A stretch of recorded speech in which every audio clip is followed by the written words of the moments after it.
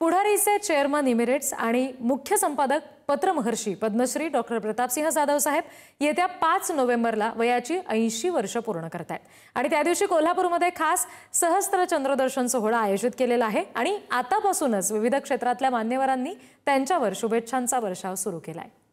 आदरणीय पद्मश्री प्रतापसिंह जाधव साहेबांना आम्ही त्यांच्या 80व्या वाढदिवसाच्या मनापासून शुभेच्छा देतो, अभिष्ट चिंतन करतो आणि ईश्वरचरणी प्रार्थना करतो की मीडिया जगातील आणि